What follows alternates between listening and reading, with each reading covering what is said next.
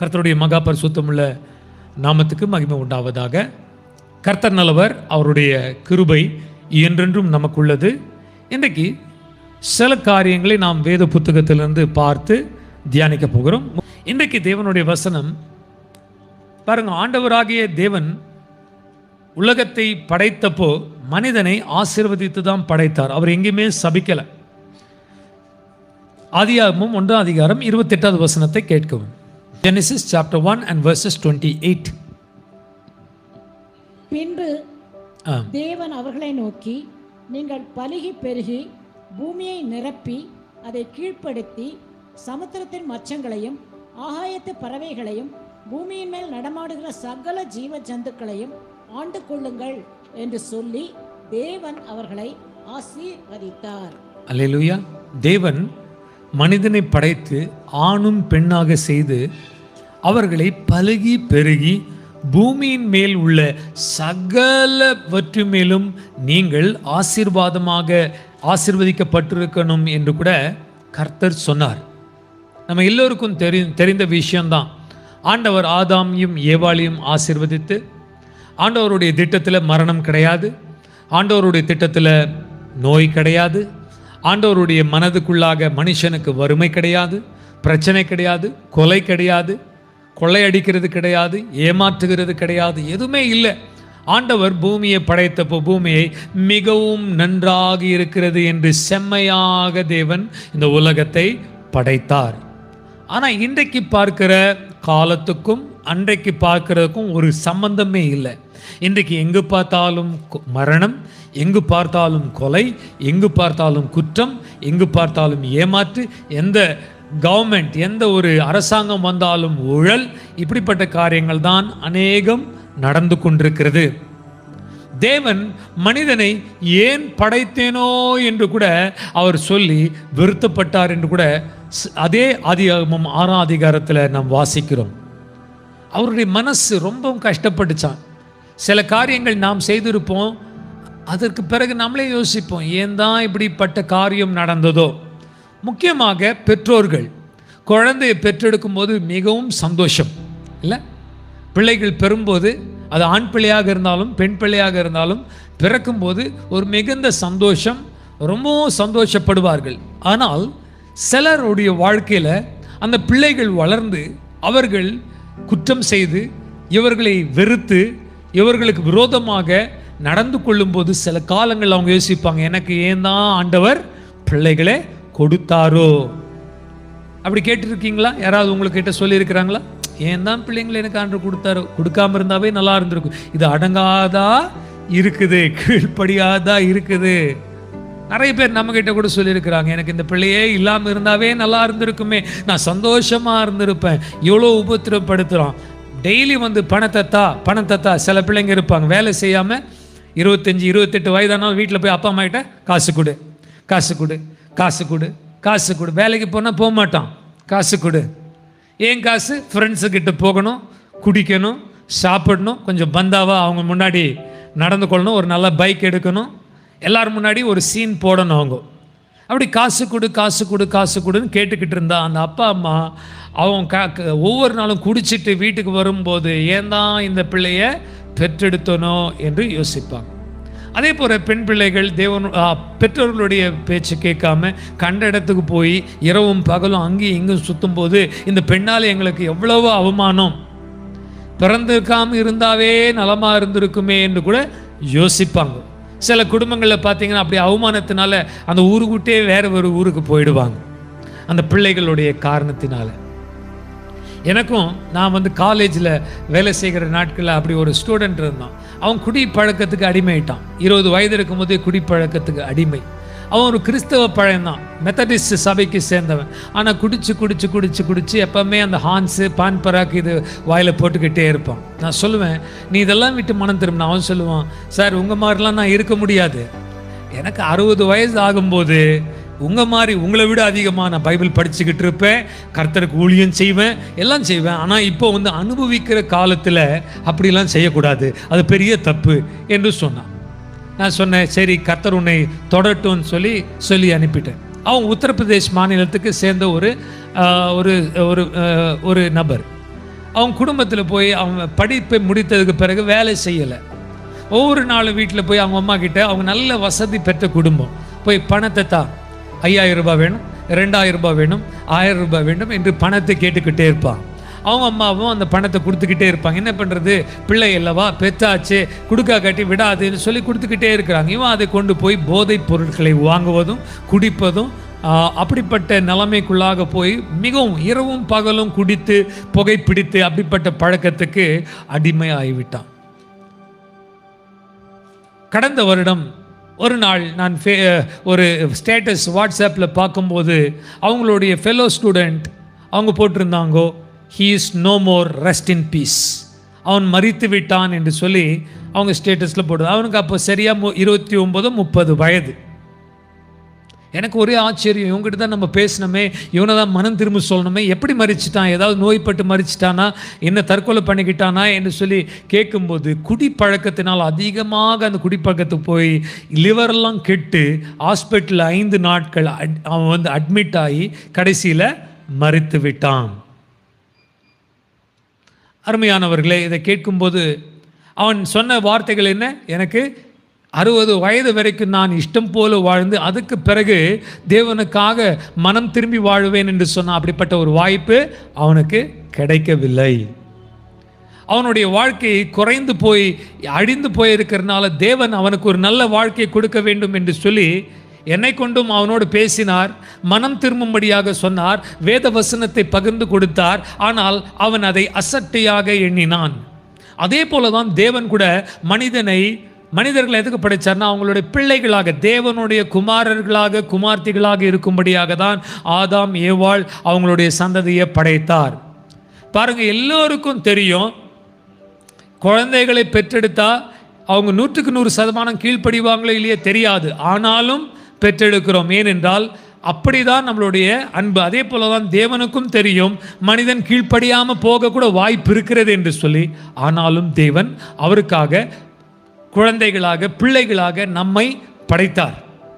வழக்கம் போல மனிதன் பாவம் செய்தான், விழுந்து போனான், சிதறடிக்கப்பட்டான், தேவ ஞானம் இல்லாமல் போனான், விக்கிர ஆராதனைக்குள்ளாக போனான், வேசித்தனத்துக்குள்ளாக போனான், குடி வெறி பண போதை பண ஆசைக்குள்ளாக போனான், பெருமைக்குள்ளாக போனான், கண்களின் இச்சை, சரீரத்தின் இச்சை, ஜீவனின் பெருமை, இந்த 3 விஷயங்களால் மனிதர்கள் கட்டப்பட்டு பிசாசுக்கு அடிமையாக பிறந்த நாட்களிலிருந்து அவங்க பாவத்துக்கு அடிமையாக ஆகிவிட்டாங்க.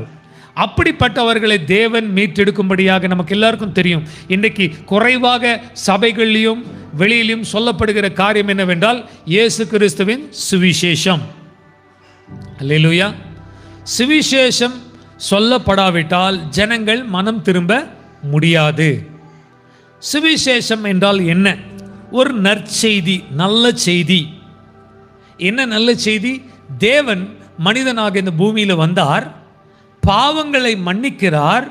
பாவியா இருக்கிறவன் இனி பாவியா இருக்க வேண்டிய அவசியம் இல்லை. பாவிகள் கிட்ட போய் கேட்டு பாருங்க, குடிக்காரன் கிட்ட அவங்க கிட்ட நீங்க கேட்டீங்கன்னா அவன் வேணும்னு சொல்லி குடிக்கிறது கிடையாது. அவன் அடிமைத்தனத்தில் இருக்கிறான். நான் குடியை விட்டுணும் தான் நினைக்கிறேன், என்னால் விட முடியல.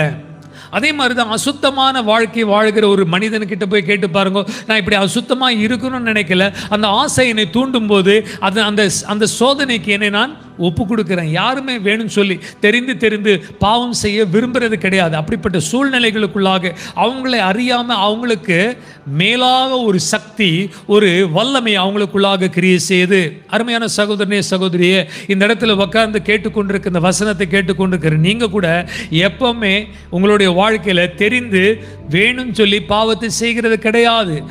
அது ஒரு வல்லமை உங்களை வந்து தள்ளி விடுகிறது அல்லவா? கோவப்படணும்னு நம்ம நினைக்கிறது இல்லை.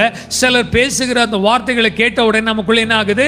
கோபமான வார்த்தைகள் வந்து விடுகிறது. கெட்ட வார்த்தைகளை பேசணும் என்று நம்ம யோசித்து இன்னைக்கு வந்து கெட்ட வார்த்தை பேசணும்னு நினைக்கிறது கிடையாது. அந்த சூழ்நிலைகள் வரும்போது நம்மை அறியாமையே வாயிலிருந்து வார்த்தைகள் வந்து விடுகிறது. அப்போ அது ஒரு வல்லமை. அப்படின்னா அது ஒரு அசுத்த ஆவி, பிசாசின் ஆவி. எல்லா பாவத்துக்கு பின்பாக ஒரு பிசாசின் ஆவி இருக்கு. அந்த ஆவி தான் அவங்களே ஏவிக்கிட்டு இருக்கும்.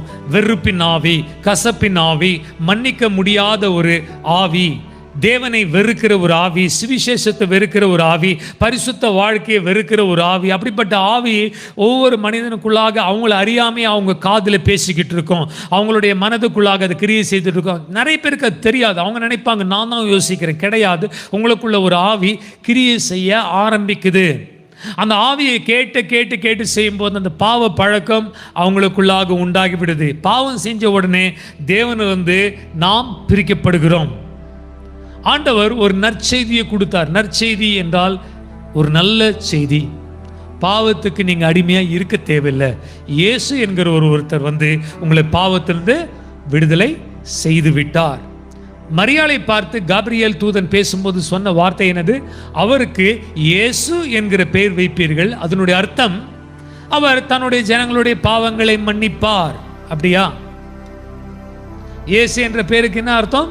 அவர் தன்னுடைய ஜனங்களுடைய பாவங்களை மன்னிப்பார். அப்படித்தானா? படிச்சீங்களா? அந்த வசனத்தை வாசிக்கலாம். மத்தேயு சுவிசேஷம் 1 அதிகாரம், மத்தேயு சுவிசேஷம் 1 அதிகாரம் 21வது வசனம். இயேசு என்கிறவர் பாவத்தை மன்னிக்கிறவரா இல்லாவிட்டால் வேற ஏதாவது வித்தியாசமா பார்க்கலாம். Matthew chapter 1 and verse 21. அவள் ஒரு குமாரனை பெறுவாள், அவருக்கு இயேசு என்று பெயரிடுவாயாக, ஏனெனில் அவர் தமது ஜனங்களின் பாவங்களை நீக்கி அவர்களை ரட்சிப்பார் என்றான். அவர் தன்னுடைய ஜனங்களுடைய பாவங்களை நீக்கி ரட்சிப்பார் என்று சொல்லப்பட்டிருக்கிறது. அவர் பாவத்தை மன்னிக்கிறவர் மாத்திரம் கிடையாது, அவைகளை நீக்கி பாவங்கள் செய்யாதபடி நம்மை ரட்சிக்கிறவர். Jesus is not only the forgiver of sins, he is the protector, he is the savior, he keeps you away from falling. அந்த சுவிசேஷம் நற்செய்தியில் நிறைய பாகங்கள் இருக்கிறது. ஒரு நோயில் இருக்கிறவனுக்கு சுகம்தான் நற்செய்தி. அவங்களுக்கு வந்து பாவம் மன்னிப்பை விட அந்த நோய் இருக்கும்போது, அந்த வேதனை இருக்கும்போது, அந்த வேதனையிலிருந்து குணப்படுத்தும் போது தான் அந்த இரட்சகரை அவர்கள் ருசி பார்க்க முடியும். கடன் பிரச்சனையில் இருக்கிறவர்களுக்கு இயேசு அந்த கடனிலிருந்து விடுதலை கொடுத்தால் அப்போதான் அது ஒரு இரட்சகர், அதுதான் அவனுக்கு ஒரு நற்செய்தி. துக்கத்தில் இருக்கிறவனுக்கு இயேசு சந்தோஷத்தை கொடுப்பார் என்று ஆரம்பிப்பது தான் நற்செய்தி. அதற்கு பிறகுதான் அவனுக்கு கொடுக்க வேண்டிய காரியங்களை கொடுக்கணும். வில்லியம் பூத் என்கிற ஒரு தேவ மனிதன் சால்வேஷன் ஆர்மி என்கிற ஒரு சபையை ஒரு நிர்வாகத்தை ஆரம்பித்தவர்.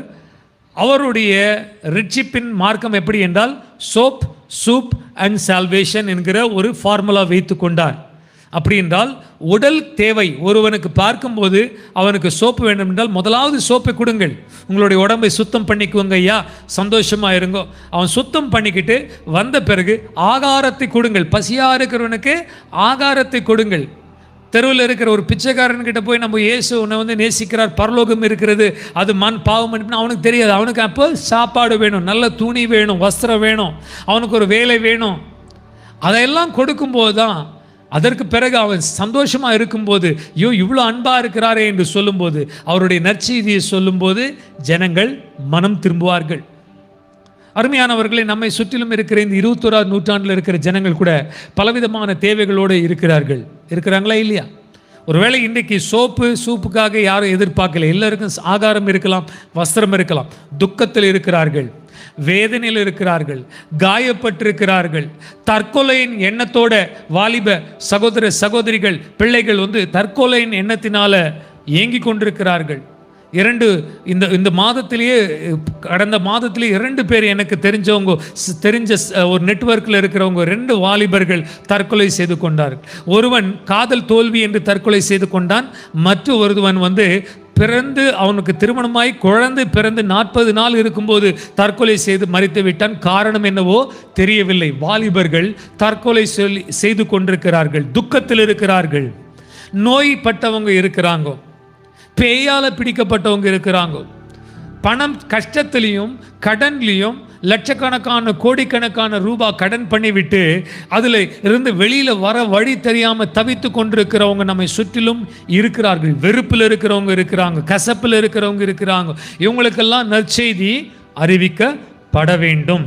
ஆண்டவராகிய இயேசு நமக்கு என்ன சொன்னார் என்று பார்ப்போம். மத்தேயு சுவிசேஷம் 28வது அதிகாரம் 19-20 வசனங்களை வாசிக்க கேட்போம். Matthew chapter 28 verses 19 and 20. ஆகையால் நீங்கள் புறப்பட்டு போய் சகல ஜாதிகளையும் சீஷராக்கி பிதா குமாரன் பரிசுத்த ஆவியின் நாமத்திலே அவர்களுக்கு ஞானஸ்நானம் கொடுத்து நான் உங்களுக்கு கட்டளையிட்ட யாவையும் அவர்கள் கைக்கொள்ளும்படி அவர்களுக்கு உபதேசம் பண்ணுங்கள். இதோ உலகத்தின் முடிவு பரியந்தம் சகல நாட்களிலும் நான் உங்களுடனே கூட இருக்கிறேன் என்றார்.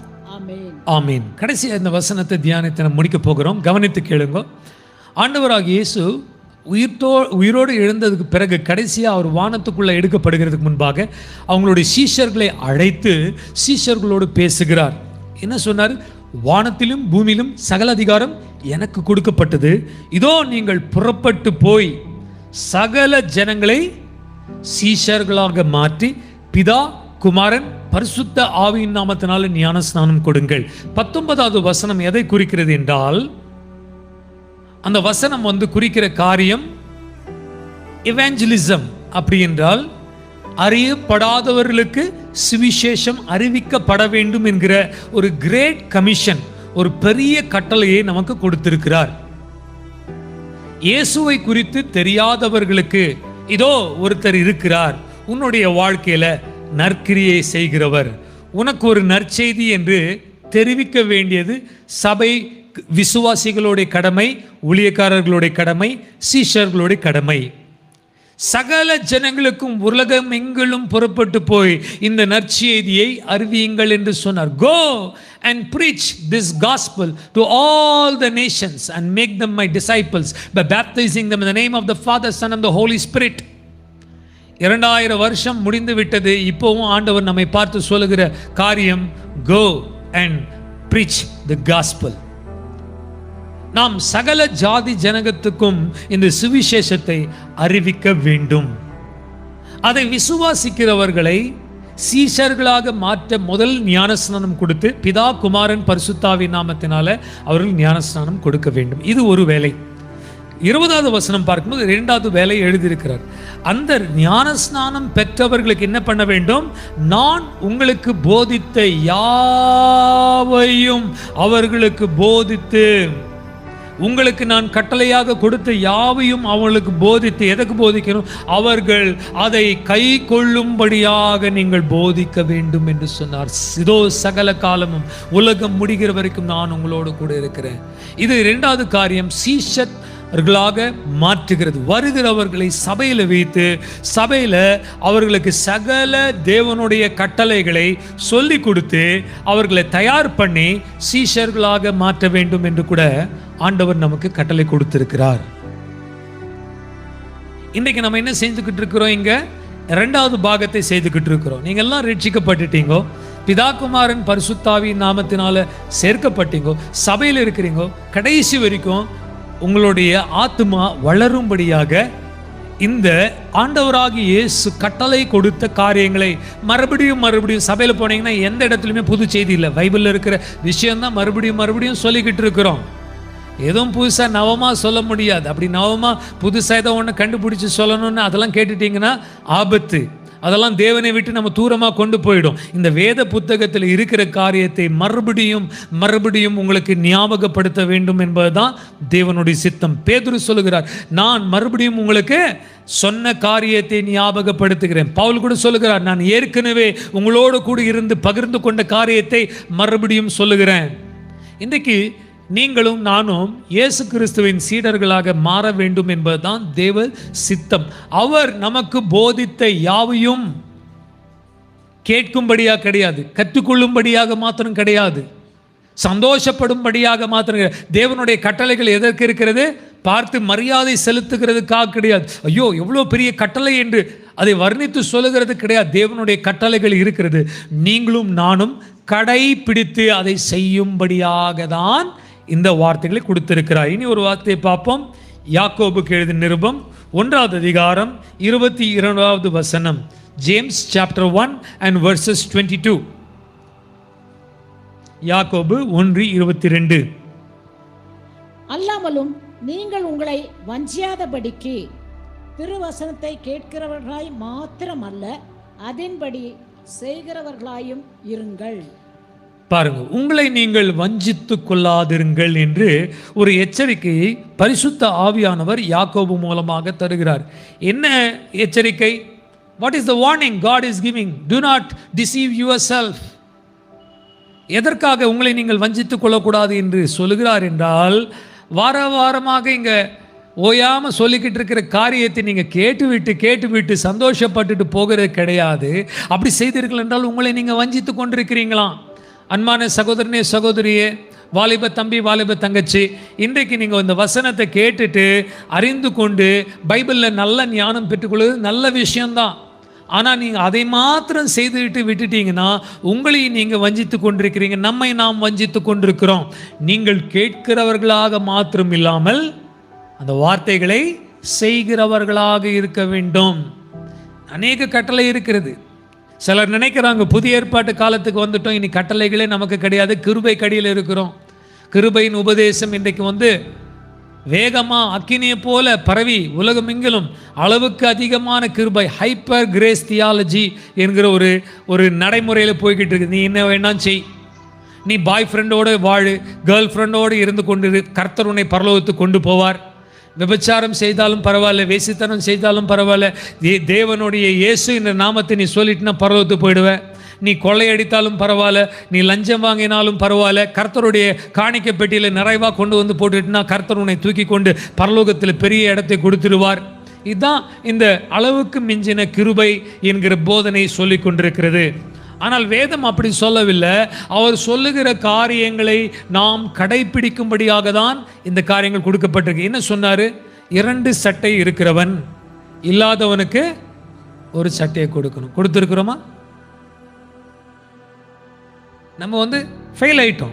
ஆண்டவருடைய வார்த்தையை கேட்டிருக்கிறோம், தெரியும். பாருங்கள், நான் சொல்கிறதுக்கு முன்னாடி நீங்கள் சொல்கிறீங்க. அப்போ எல்லாருக்கும் தெரியும் எத்தனை ஷர்ட் இருக்குது, எத்தனை ட்ரெஸ் இருக்குது. இல்லாதவங்களுக்கு ஒருத்தருக்கு தேடி போய் கொடுத்தீங்களா? அவங்க எங்கேயும் உங்ககிட்ட வரமாட்டாங்க, நீங்கள் தான் அவங்களை தேடி போகணும். இயேசு அவர்களை தேடி போனார், ஏழைகளை தேடி போனார், லாசருவின் வீட்டுக்கு தேடி போனார், அந்த குஷ்டரோகியை தேடி போனார், அந்த 38 வருடமாக நடக்க முடியாமல் இருக்கிற அந்த மனிதனை இயேசுவானவர் தேடிக்கொண்டு போய் எழுந்து நட, உன் படுக்கை எழுந்து நட என்று சொன்னார்.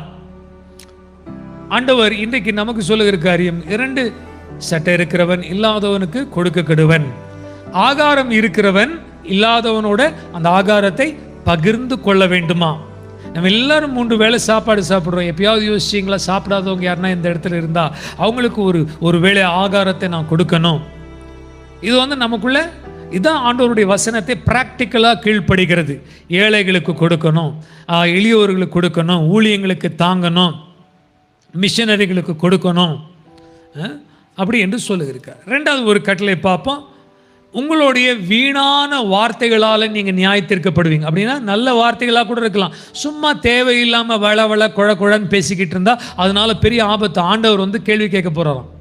எத்தனை பேர் நம்ம வீணாக பேசிக்கிட்டே இருக்கிறோம்? நம்ம ஃப்ரெண்ட்ஸு, நம்ம வீட்டில் இருக்கிறவங்க கூட தேவையில்லாத ஒரு காரியம், அதில் எந்த விதமான பிரயோஜனம் இல்லாத ஒரு வார்த்தை, எது பேசினாலும் அதை நம்ம பலப்படுத்த, ஒருவர் அன்பு கூற, வீணாக புலம்பிக்கிட்டே இருக்கக்கூடாது. அது ஆண்டவர் நியாயத்திருப்பாராம், கேட்பாராம், ஏன் சும்மா பேசிக்கிட்டு இருக்கிற, ஏன் சும்மா. அப்படி வீணாக பேசும்போது என்ன நடக்குன்னா, அதிகமான அளவு மற்றவங்களுடைய குற்றத்தை தான் நம்ம பேசுவோம். நல்லா கவனித்து பார்த்தீங்களா? நீங்களே கவனிச்சு பாருங்கள். சும்மா அப்படி பேசிக்கிட்டே இருந்தீங்கன்னா, அந்த ஃப்ரெண்ட் இப்படி செஞ்சாங்க, இந்த டீச்சர் இப்படி செஞ்சார், எங்கள் வீட்டில் இப்படி நடந்தது, அவங்க இப்படி செஞ்சாங்கோ, இவங்க இப்படி செஞ்சாங்கோ, இவங்க தவறு செய்கிறாங்க, அவங்க தவறு செய்கிறாங்க, இந்த ஊழியக்காரர் தவறு, அந்த ஊழியக்காரர் தவறு. இப்படிப்பட்ட வார்த்தைகள் தான், நியாய தீர்ப்பு செய்கிற வார்த்தைகள் தான் நம்மளுடைய வாயிலிருந்து வந்து கொண்டிருக்கும். இனி ஒரு காரியத்தை கூட பார்க்கலாம். ஆண்டவராக இயேசு சொன்னார், நீங்கள் உங்கள் வீட்டில் ஒரு பெரிய விருந்தை உண்டாக்கும் போது யாரை கூப்பிடணுமா? யாரை கூப்பிடணும்?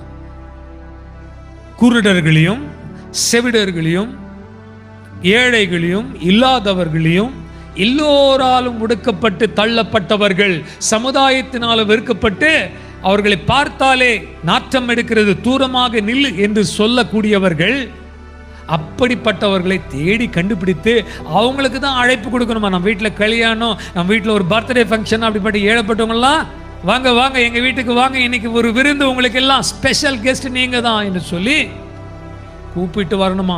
ஏன் ஆண்டவராக இயேசு வேற சொல்லுகிறாரு, தெரிஞ்சவங்களை கூப்பிடாத, சொந்தக்காரங்களை கூப்பிடாத, இருக்கிறவனை கூப்பிடாத. ஏன் கூப்பிடக்கூடாது? தெரிஞ்சவங்களை கூப்பிட்டா தப்பா? இல்லை, ஆண்டவர் சொல்றாரு அப்படி கூப்பிட்டனா உனக்கு ஒரு பிரயோஜனம் உண்டாகாது. பரலோகத்தில் தேவன் உனக்கு பொக்கிஷமாக உனக்கு உண்டாகணும்னா அவங்கள நீங்கள் கூப்பிட்டீங்கன்னா நாளைக்கு அவங்களும் உங்களை கூப்பிட்டுட்டு உங்களுக்கு ஒரு விருந்து வச்சிருவாங்க. இன்னைக்கு அவங்களுக்கு ஒரு நீங்கள் பரிசு கொடுத்தீங்கன்னா நாளைக்கு அவங்களும் உங்களுக்கு ஒரு பரிசை கொடுத்துருவாங்க. அதற்கு பதிலாக இப்படிப்பட்டவர்களை கொண்டு வந்து அவங்களுக்கு ஒரு வஸ்திரத்தை கொடுத்து அவங்களை குளிப்பாட்டி அவங்கள மேன்மையாக வைத்து செஞ்சிட்டிங்கன்னா அவங்க ஒரு நாளும் உங்களுக்கு திரும்ப கொடுக்க முடியாது. பரலோகத்தில் உங்களுக்கு ஒரு பெரிய பொக்கிஷம் உண்டாகும். கர்த்தர் எழுதுவார். இப்படிப்பட்ட காரியத்தை எந்த கிறிஸ்தவர்கள் செய்திருக்கிறாங்க? நமக்கு தெரிஞ்சு நம்மளும் செய்யலை, யாரும் செஞ்சதே கிடையாது. நம்ம அப்படிப்பட்டவங்களை பார்க்கல. நிச்சயமாக யாரோ ஒருத்தர் செஞ்சுருப்பாங்க. ஆனால் அந்த அளவுக்கு தேவனுடைய வார்த்தையை நான் கீழ்ப்படியணும் என்கிற ஒரு ஆசை இருக்கும்போது தான் இதெல்லாம் செய்ய முடியும். அப்படின்னா எழுத்தளவுக்கு ஆண்டவர் சொன்னது இன்றைக்கெல்லாம் முடியாதுங்க, ஆண்டவர் அன்னைக்கு சொல்லிட்டார், அதனுடைய அர்த்தம் அப்படி இல்லை. ஆண்டவர் உண்மையாக சொன்னார், இல்லாதவனுக்கு நீ கொடுக்கணும், அப்படிப்பட்டவன் நீ கூப்பிடணும், அவனுக்கு ஒரு விருந்தை நீ வைக்கணும். அப்படி தானே சொல்லியிருக்கிற பைபிளில். நீங்கள் ஜெபிக்கும் போது எல்லோரும் முன்பாக நின்று கொண்டு ஜெபிக்காமல் அறைக்குள்ளாக போய் கதவை அடைத்து கொண்டு ஜெபியுங்கள்னா அப்படி தான் ஜெபிக்கணும். உபவாசம் பண்ணும்போது எல்லோரும் முன்னாலும் நீங்கள் உபவாசம் பண்ணுற மாதிரி தெரியாமல் எண்ணெய் வைத்து சந்தோஷமாக பரலோகத்தில் இருக்கிற பிதாவுக்கு மாத்திரம் நீங்கள் செய்யணும். தான தர்மம் செய்யும்போது ஓசை அடித்துக்கொண்டு எல்லோரும் பார்க்கும்படி செய்யாமல் ரகசியமாக நீங்கள் செய்யும்போது பரலோகத்தில் இருக்கிற உங்கள் பிதா அதை கவனித்து உங்களுக்கு நல்ல ஒரு பதிலை கொடுப்பார் என்று சொன்னார். நியாயத்திற்காதிருங்கள், அப்போது நீங்கள் நியாயத்திருக்க மாட்டீர்கள் என்று சொன்னாங்க. நம்ம இன்னைக்கு ஆண்டவர் உங்களை நியாயத்திருக்க கூடாதா? உங்களை ஸ்ட்ரிக்டாக ஜட்ஜ் பண்ணக்கூடாதா? ஒரே ஒரு காரியம், யாரையுமே நியாயத்திருக்காதீங்க.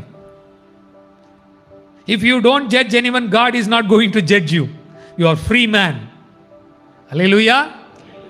அவன் நல்லவன் சொல்லவும் தேவையில்லை, கெட்டவன் சொல்ல தேவை, ரெண்டுமே ஜட்ஜ்மெண்ட் தான்.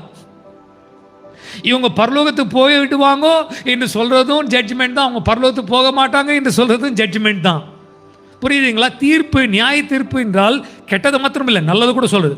இவர் சூப்பர்ப்பா, இவர் மாதிரி யாருமே இல்லை, அது நம்ம ஜட்ஜ் பண்றோம். ஆண்டவர் எப்படி ஜட்ஜ் பண்ண நமக்கு தெரியாது, ஆண்டவர் எப்படி நியாயத்திருக்கிற நமக்கு தெரியாது. ஆனால் அப்படி நம்ம பலரையும் நியாயத்திருக்கும் போது நல்ல காரியங்களை சொல்ல மாட்டோம்.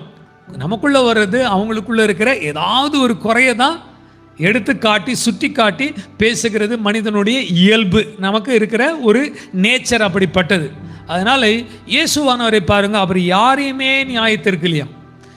அவர் பிதாவானவர் சொல்லுகிறதை வைத்து தான் ஆண்டவர் அப்படி சொன்னால் அப்படி செஞ்சாரே தவிர யாரையுமே நீ குற்றவாளி, நீ நீதிமான் என்று யாரையுமே அவர் நியாயத்திருக்கலை, யாரையுமே அவர் அவருடைய அதிகாரத்தை காண்பிக்கவில்லை.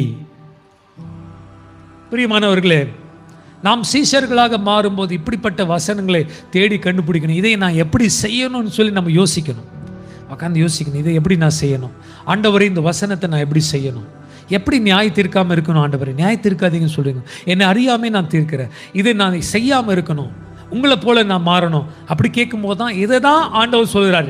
இந்த காரியங்கள் நான் உங்களுக்கு கட்டளை கொடுத்த காரியங்களை அவர்களுக்கு போதித்து அவர்கள் அதை கை கொள்ளும்படியாக நீங்கள் அவங்களுக்கு சொல்லித்தாங்கோ என்று சொன்னார். சபை எதுக்கு இருக்கிறது? இந்த மாதிரி காரியங்களை சொல்லி கொடுக்கும்படியாக தான் இருக்கிறது. உலகத்தோடு ஒத்து வேஷம் போடாதிருங்கள். அப்படின்னா உங்கள் நண்பர்களோட கூட போயிட்டா அவங்க மாறி நீங்கள் மாறிடக்கூடாது.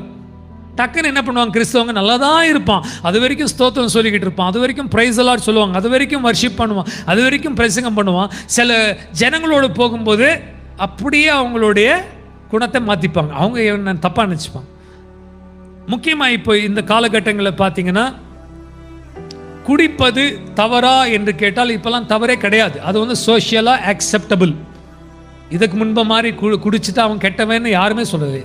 அப்படி சொன்னீங்கன்னா உங்ககிட்ட அவங்க சண்டைக்கு வந்துடுவாங்க. குடிச்சா கெட்டவனா, அப்போ நான் கூட குடிக்கிறேன், அப்போ நான் கெட்டவனா? எங்கள் பாஸ் கூட குடிக்கிறப்ப அவங்க கெட்டவங்களா? பார்த்தீங்கன்னா எல்லா பார்ட்டிலையும் இப்போ நேரடியாக ஆஃபீஸில் என்ன வந்துருச்சுன்னா இந்த ஆல்கஹால் உள்ளே வந்துருச்சு. எல்லாம் அவங்க கொடுக்குற அந்த ஃபங்க்ஷன்ஸில் ஆல்கஹாலை கூட ஒரு ஜூஸ் மாதிரி வச்சுருக்கிறாங்க ஒரு பக்கத்தில். அதை நல்ல வஸ்திரங்களை தரித்து பெரிய பெரிய ஆட்கள் அழகாக எடுத்துக்கிட்டு ஒரு கிளாஸில் அதை சிப் பண்ணிக்கிட்டு அப்போ தான் அவங்க நிறைய பிஸ்னஸ் டீல் பண்ணுறாங்க. இந்த சமீப காலத்தில் கூட எங்களோட வேலை செய்கிறவங்க என்கிட்ட சொன்னாங்க, நீ இப்படி குடிக்காமல் இருந்தால் கஷ்டம், அப்படி குடித்தால்தான் பெரிய பெரிய ஆட்களோட நல்ல ஒரு தொடர்பு கிடைக்கும், அவங்களோட உட்காந்து அவங்க குடிச்சிட்டு தான் நல்லா பேசுவான், அப்போ தான் அவனுக்கு நல்ல ஒரு பதவி கிடைக்குமா. ஏன்னா அப்போ தான் அவன் மனசை விட்டு பேசுவான். அவனோட ஒரு கம்பெனி கொடுக்கும்போது தான் அவன் நம்மளோடைய ஆளுன்னு ஏற்றுப்பான். இவன் குடிக்காமல் இருந்தால் இவன் தூரமாக இருக்கிறனே அவங்க நம்மக்கிட்ட பேச மாட்டாங்களாம். இப்படி ஒரு கல்ச்சர், ஒரு ஒரு ஒரு ஒரு நமக்குள்ள ஒரு கல்ச்சர் இருந்து, கார்ப்பரேட் கல்ச்சர் இருந்து வருகிறது.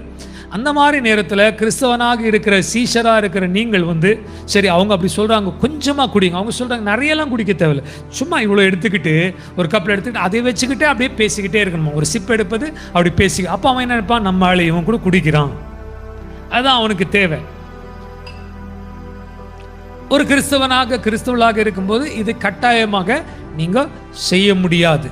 அதே மாதிரி ஒரு பூசை செய்கிறாங்கோ, அந்த பூசை இடத்துல நீங்கள் நிற்கணும்னு சொல்கிறாங்கோ, அப்படியே நின்றவொடனே பிரசாதத்தை கொண்டு வந்து கொடுக்குறான், இது கடவுளுக்கு படைச்சது என்று கிறிஸ்தவனாக இருக்கிறவங்க. ஆனால் நீங்கள் எடுத்துக்கொள்ளக்கூடாதுன்னு தெரியும், அவங்க என்ன நினைப்பாங்களோ என்பதற்காக எடுத்துக்கொண்டால் அது நமக்கு பாவமாக மாறும். அந்த மாதிரி நேரத்தில் நோ சொல்ல பழகினாதான் சரியான நேரம் வரும்போது கர்த்தருக்கு எஸ் சொல்ல முடியும். அல்லேலூயா. இந்த உலகத்துக்கு இல்லை என்று சொல்ல கற்றுக்கொண்டாதான் பரலோகத்தில் தேவன் சொல்லுகிறதுக்கு ஆம் ஆண்டவரே செய்கிறேன் என்று சொல்ல முடியும். இதற்கெல்லாம் நம்ம எஸ் சொல்லியிருந்தா ஆண்டவர் சொல்லுகிறதுக்கெல்லாம் நோ தான் சொல்ல முடியும். கவனித்து பாருங்க, இது மாதிரி நமக்குள்ள நிறைய பிழை இருக்கிறது.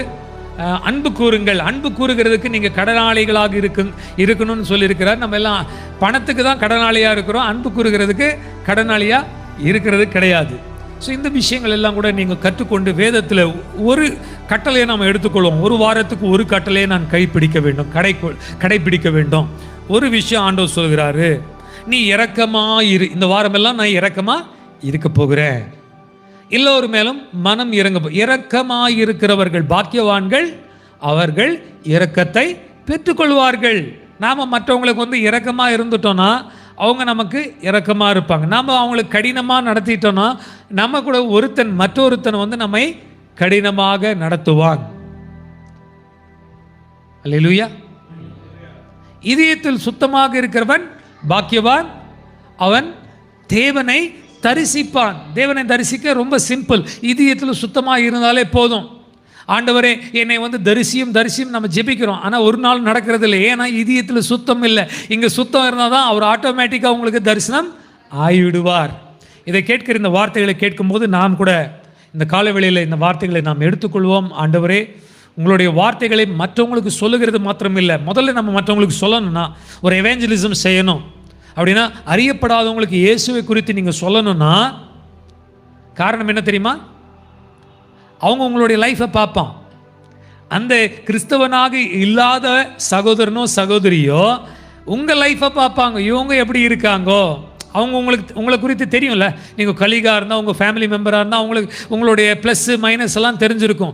நிறைய மைனஸ் இருந்துச்சுன்னா இவன் சொல்கிற கடவுள் சரியில்லையே, இவனையே சரிப்படுத்த முடியல, நம்ம எங்கே சரிப்படுத்த முடியும் என்று கூட நினைப்பாங்க. சமீபத்தில் ஒரு ஊழியக்காரர் பேசி கொண்டிருந்தார். அவர் சொன்னார், இந்தியாவில் அதிகளமாக இருக்கிற பிராமண ஜாதிக்கு சேர்ந்த ஜனங்கள் கிறிஸ்தவர்களாக மாறாமல் இருக்கிறதுக்கு ஒரு பெரிய காரணம் இருக்கிறதாம். கவனித்து கேளுங்க.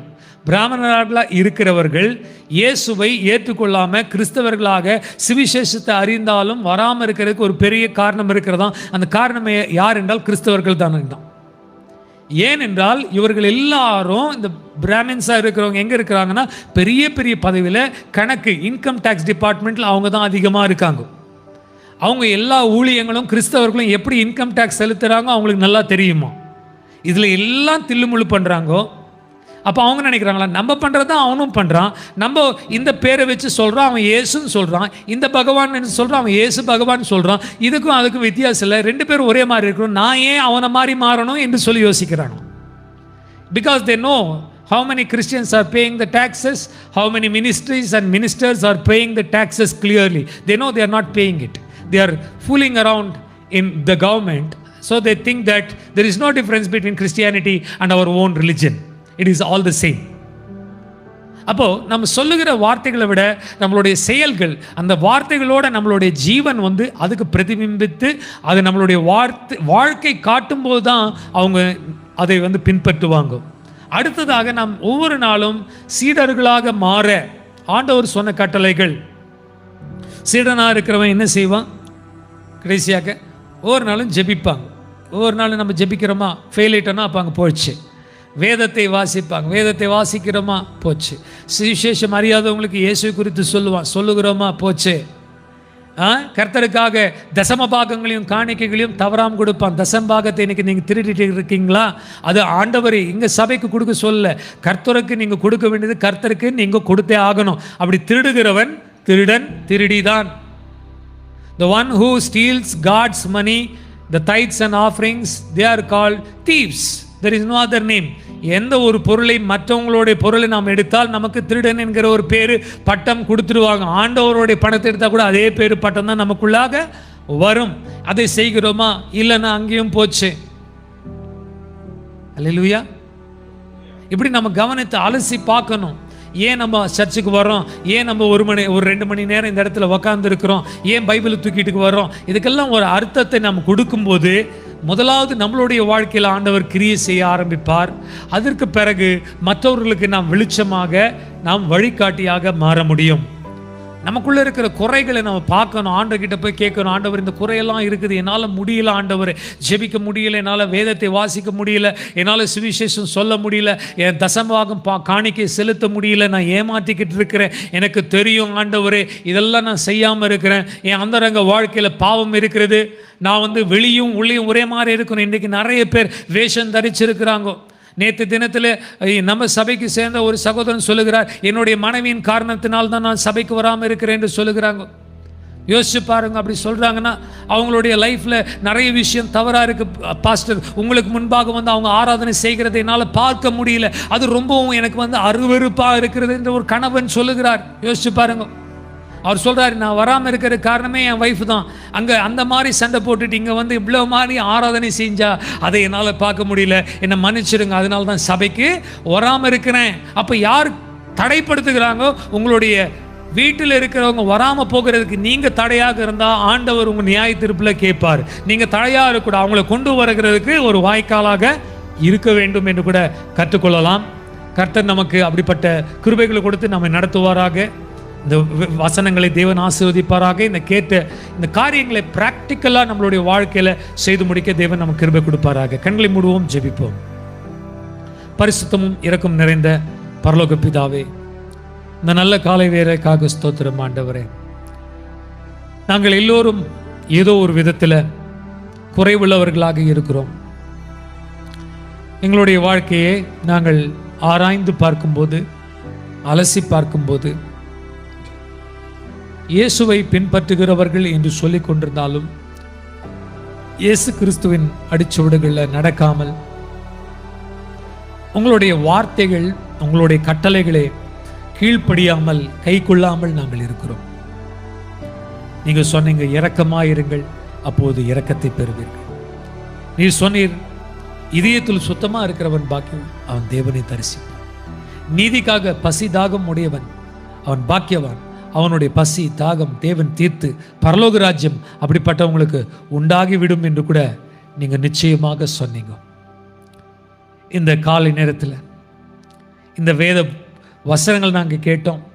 சபையாக இருக்கிற நாங்கள் செய்ய வேண்டிய 2 காரியம், கிறிஸ்துவை அறியாதவர்களுக்கு சொல்லி விசுவாசிக்கிறவர்களை உங்களுடைய சீஷர்களாக மாற்றி, நீங்கள் எங்களுக்கு கட்டளை கொடுத்த வேத புத்தகத்தில் பிரமாணங்களையும் கட்டளைகளை கொடுத்த காரியங்களை நாங்கள் கை கொள்ள வேண்டியதாக இருக்கிறது.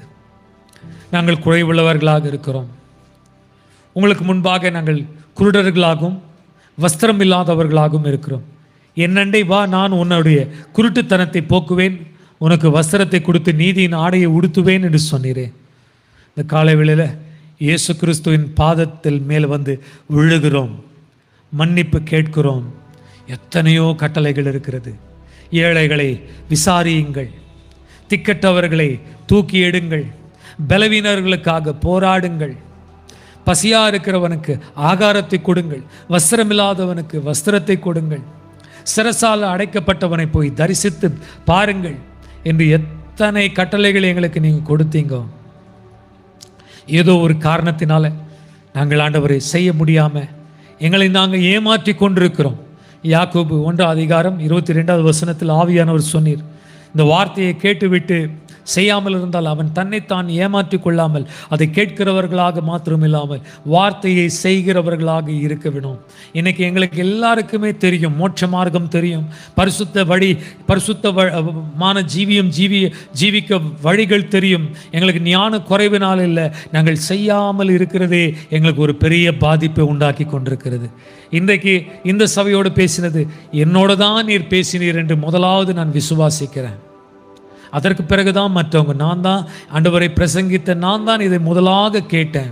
ரோமர் 2ஆம் அதிகாரத்தில் தேவனுடைய வசனம் சொல்கிறது, மற்றவர்களுக்கு களவு செய்யாதே என்று சொல்லிக் கொடுக்கிற நீ செய்யாமல் இருக்கிறாயா என்று ஒரு முறை உன்னை நீ கவனித்து பார் என்று சொன்னீர்.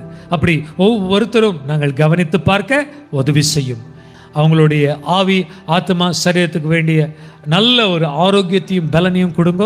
குடும்பங்களை ஆசீர்வதியும், பாதுகாத்து கொள்ளும். உங்களுடைய சமாதானம், சந்தோஷம் இருக்கட்டும். வேத வசனத்தின் ஆழத்தை நாங்கள் அறிந்தவர்களாக மாத்திரம் இல்லாமல் ஒவ்வொரு வசனத்தையும் கடைப்பிடிக்கிறவர்களாக, சிறிய காரியங்கள், இதெல்லாம் இம்பார்ட்டன்ட் கிடையாது என்று நினைக்கிற காரியங்களை நாங்கள் முக்கியப்படுத்தி மையப்படுத்தி அதற்காக நாங்கள் தியாகம் செய்து எங்களை நாங்கள் தாழ்த்தி உங்களுடைய வசனத்தை செய்யும்போது சீஷனாக நாங்கள் மாறுவோம் என்று விசுவாசிக்கிறோம். சகல துதி கன மகிமையாக உமக்கே கொடுத்து இயேசு கிறிஸ்துவின் நாமத்தினால ஜெபத்தை எடுக்கிறோம் எங்கள் ஜீவனுள்ள நல்ல தகப்பனே. ஆமீன், ஆமீன்.